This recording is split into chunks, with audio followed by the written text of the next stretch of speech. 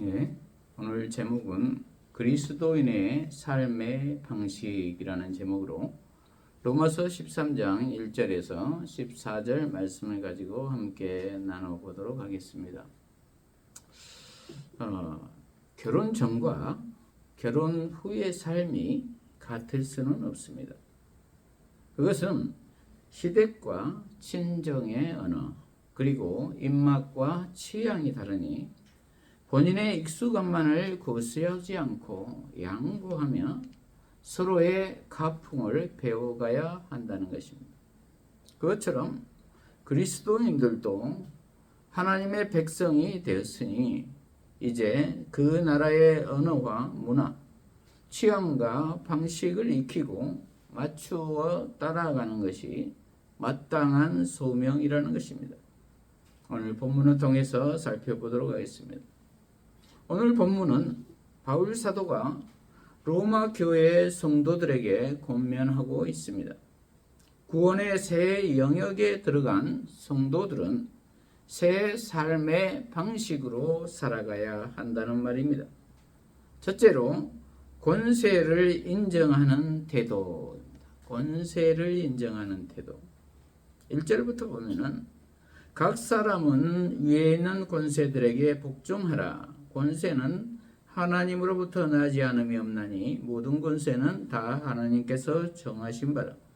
그러므로 권세를 거스리는 자는 하나님의 명을 거스림이니 거스리는 자들은 심판을 자취하리라. 이렇게 기록하고 있습니다. 그런데 바울 사도가 왜 지금 이러한 말을 하고 있는 것일까요? 그 당시 성도들은 로마 제국의 폭정 아래에서 신음하고 있었기 때문입니다.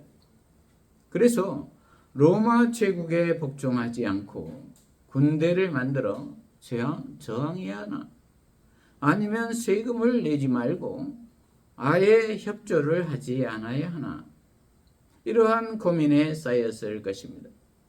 그러할 때 바울 사도가 지금 권면해 주고 있는 것입니다. 권면의 요지는 권세에 복종하라는 것입니다.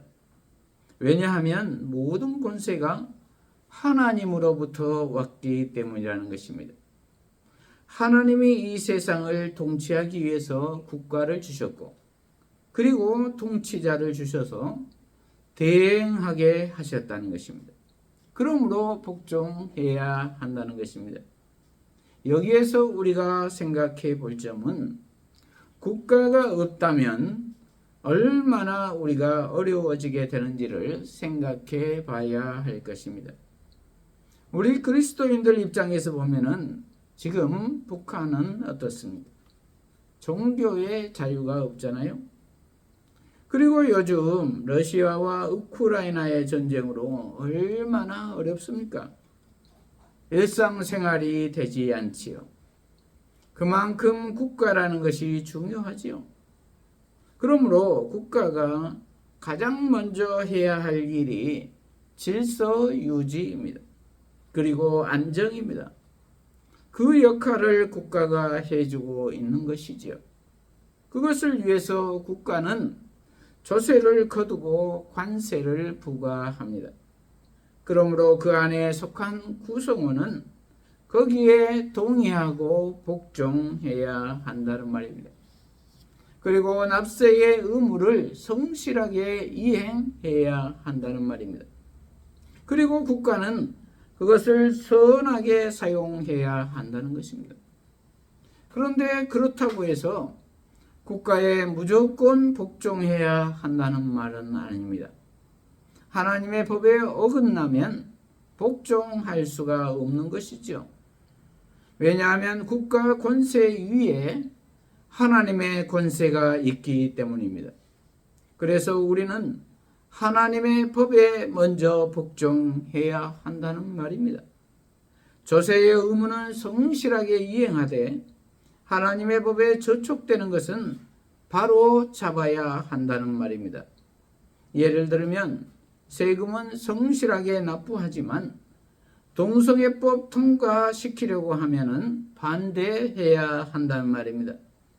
성경에서는 동성애를 하나님의 질서를 어지럽히는 중죄로 다루고 있기 때문입니다. 이렇듯 교회는 국가에 속해 있지만 하나님의 나라에 속해 있습니다. 국가는 이 세상 나라로서 일반 사람들로 구성되어 있지만 교회는 하나님 나라로서 구원받은 백성들로 구성되어 있습니다. 그러므로 국가는 질서 유지를 목표로 하지만 교회는 도덕성을, 거룩성을 목표합니다. 이렇듯 교회는 국가에 속해 있지만 교회로서의 역할을 충실히 해야 한다는 말입니다. 그렇습니다. 그러므로 그리스도인들이 세상 통치자를 인정하는 것은 굴종이나 타협이 아닙니다. 우리는 참되고 영원하신 왕이 누구이신지를 알기에 왕의 질서 안에서 세상 통치를 수용하고 있는 것입니다. 그래서 제자들은 로마 제국의 폭압 속에서도 순교하기까지 복음을 전하는 삶을 살았던 것입니다. 세상 권세는 인정하되 언약적 사명은 잃지 않았다는 것입니다. 그러므로 우리도 이 세상 권세뿐 아니라 더 나아가 하나님이 주신 권세에 복종해야 할 것입니다. 그리고 거룩을 유지해야 할 것입니다. 3절부터는 통치자들을 바라보는 시각입니다. 다스리는 자들은 선한 일에 대하여 두려움이 되지 않고 악한 일에 대하여 되나니 네가 권세를 두려워하지 아니하려느냐. 선을 행하라. 그리하면 그에게 칭찬을 받으리라. 이렇게 기록하고 있습니다. 세번역 성경으로 보면 치안관들은 좋은 일을 하는 사람에게는 두려울 것이 없고 나쁜 일을 하는 사람에게만 두려움이 됩니다. 권세를 행사하는 사람을 두려워하지 않으려거든 좋은 일을 하십시오. 그러면 그에게 칭찬을 받을 것입니다. 이렇게 번역하고 있습니다. 좋은 일을 하라는 것입니다. 그러면 치안관들, 즉 통치자들이 두렵지 않다는 것입니다. 오히려 그들에게 칭찬을 듣는다는 것입니다. 도둑이 제발 저린다고 죄를 지은 자는 경찰을 보면 두렵지 않나요? 그러나 죄를 짓지 않으면 의무를 다하면 경찰이 두렵지 않는 것입니다. 오히려 칭찬을 받는다는 것입니다. 그리스도인들의 행동 양식입니다. 4절 그는 하나님의 사역자가 되어 내게 선을 베푸는 자니라. 그러므로 네가 악을 행하거든 두려워하라. 그가 공연히 칼을 가지지 아니하였으니 곧 하나님의 사역자가 되어 악을 행하는 자에게 진노하심을 따라 보응하는 자니라. 이렇게 기록하고 있습니다. 그러나 악을 행하면 두려워해야 한다는 말입니다.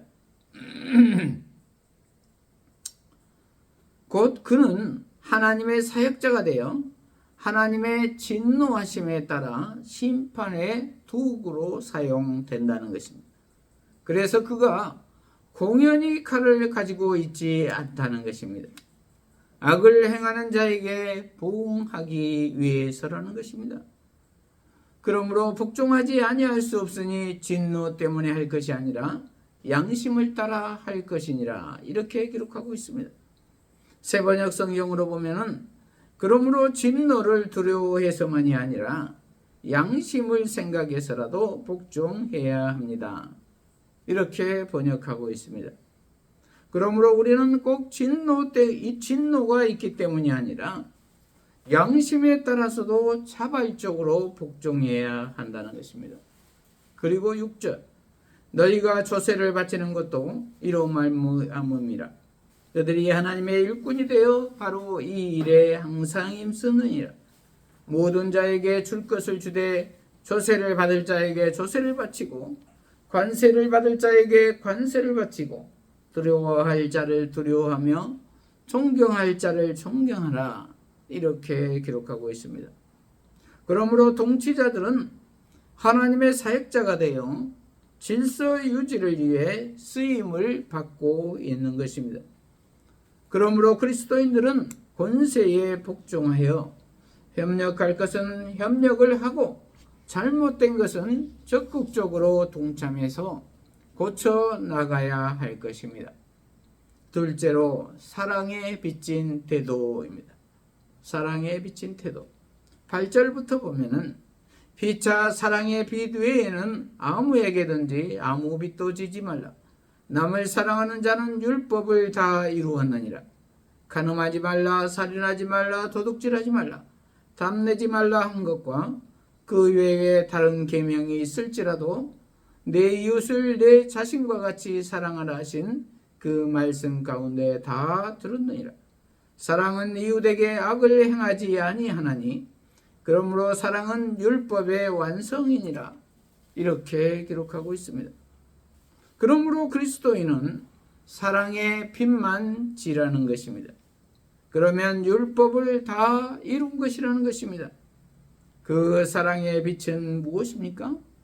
내가 자격이 없지만 예수 그리스도가 내 죄를 대신해서 죽어주심으로 갚을 수 없는 은혜를 받아 내 죄를 탕감받은 사랑의 빛입니다. 그러므로 나도 그 사랑을 전해야 할 사명이 있다는 것입니다.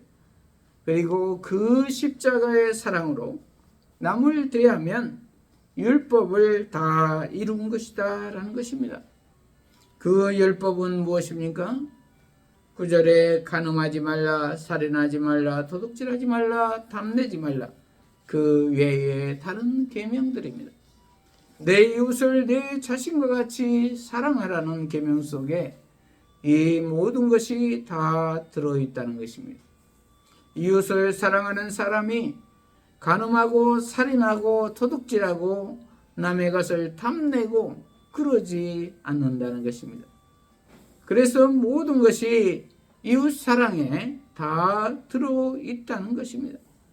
그러므로 사랑은 율법의 완성이다라는 것입니다.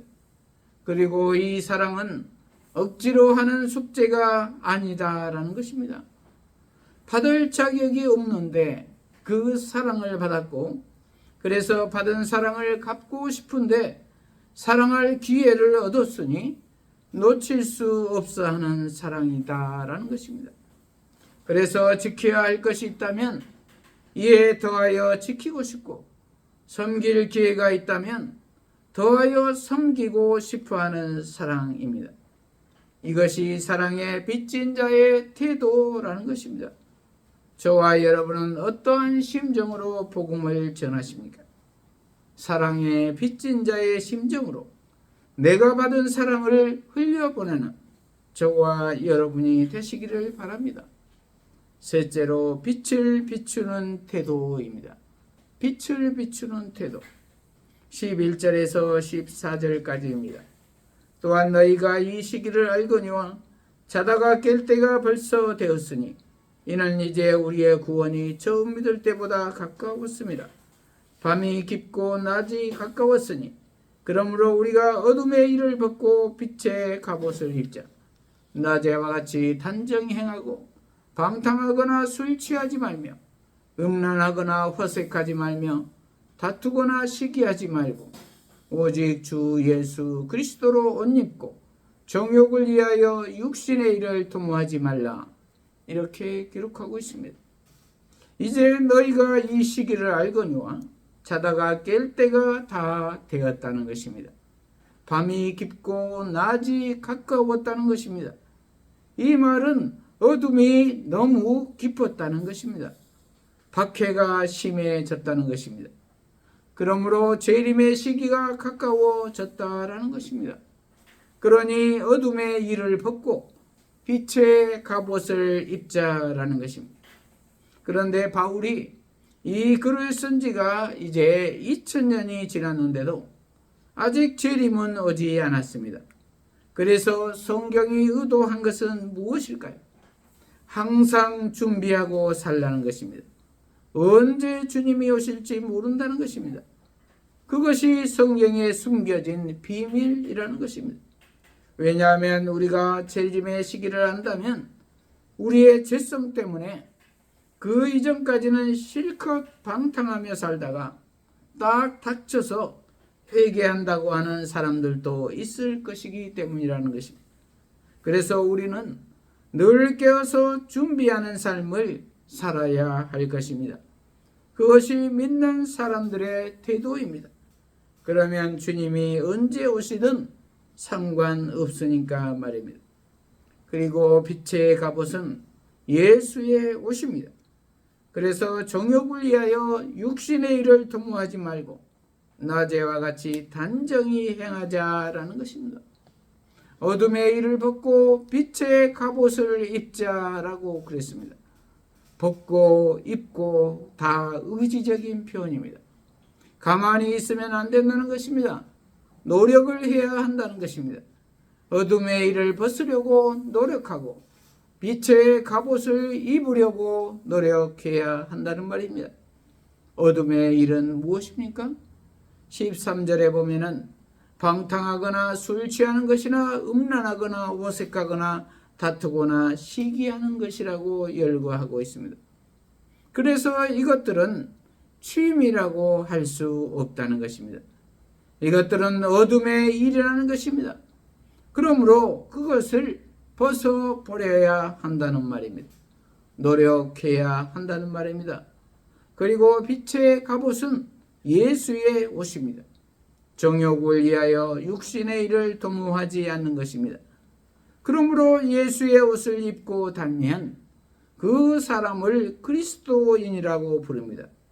예수의 옷은 하늘 영광을 버리고 낮아지셔서 사람의 모양으로 이 땅에 내려오셔서 우리 죄를 위하여 우리를 대신해서 십자가에서 죽기까지 사랑하신 옷입니다. 원수까지도 사랑하신 옷입니다. 그 옷이 어두움 가운데 빛을 비추게 한다는 것입니다. 그래서 그리스도인은 그 옷을 입으라는 것입니다. 그렇습니다. 방탕과 술취함, 음란과 호색, 다툼과 시기가 팽배한 시대입니다.